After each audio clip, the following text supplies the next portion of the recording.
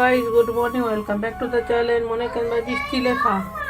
আজকে কোনো ব্লগ নয়, আজকে তোমাদের সঙ্গে শেয়ার করতে এসেছি ফুলকপি আলু দিয়ে ডিমের ঝোল। আমি যেরকমভাবে বানাই সেরকমভাবেই করছি। এরকম ফুলকপি কেটে নিয়েছি, আলু কেটে নিয়েছি, ডিম সিদ্ধ হয়ে গেছে। আর এখানে হচ্ছে টমেটো, জিরে, রসুন, কাঁচা লঙ্কা, আদাটা ফুরিয়ে গেছে, আদা রসুনের একটু পেস্ট দিয়ে দেবো। আটা আছে পেঁয়াজ। সবার আগে ফাটাফাট করে এই পেস্টটা বানিয়ে নিই। এখানে সর্ষের তেল গরম করতে দিলাম। আচ্ছা, সবার আগে এই ডিমগুলোকে কেটে নিই, কেটে নুন হলুদ দিয়ে ভাজবো। সবার আগে ডিমগুলো হালকা করে ভেজে নিই। এখানে আর লঙ্কা গুঁড়ো ইউজ করবো না, কেন ঘরোয়া রান্না সবসময় অত কালার দেখানোর কোনো দরকার নেই আমার মনে হয়। লঙ্কা গুঁড়ো ইউজ করবো না।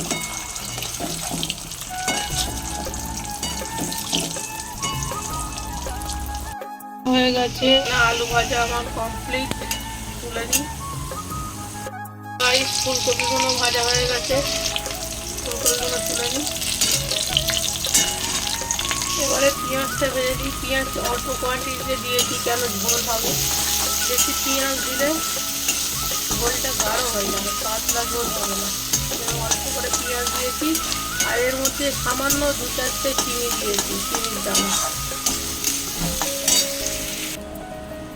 পেঁয়াজ ভাজা হয়ে গেছে। এবারে টমেটো, কাঁচা লঙ্কা, রসুনের পেস্টটা দিলাম।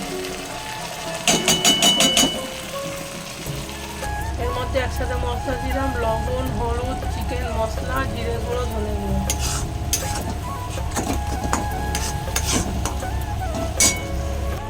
এবারে দিলাম অল্প একটুখানি আদা রসুনের পেস্ট দিলাম, দিয়ে আবার খালি কষবো। এর মধ্যেই আমি আলু আর ফুলকপি ভাজাটা দিয়ে দিলাম।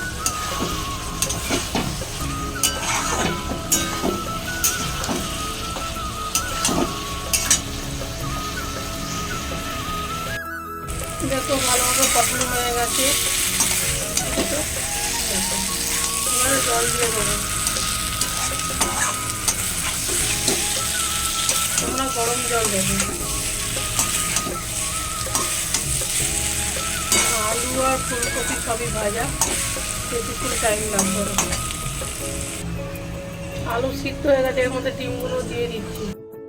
এইগুলো পুরো মাখো মাখো হয়ে গেছে, আলু, ডিম, ফুলকপি। এবার খালি গরম জল দিয়ে দিলাম, 2 মিনিট ফুটবে, বেশিক্ষণ ফোটাবো না, সব ঘেটে ঘ হয়ে যাবে।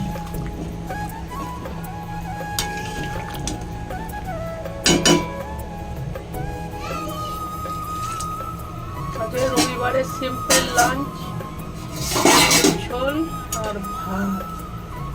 দেখছি যদি সময় পাই তাহলে পেঁয়াজ পোস্ত করব।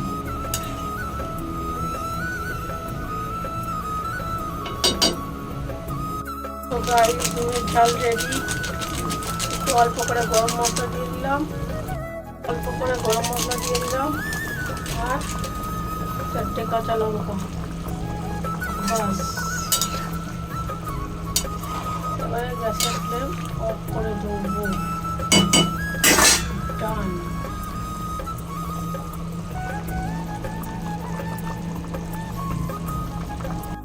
এই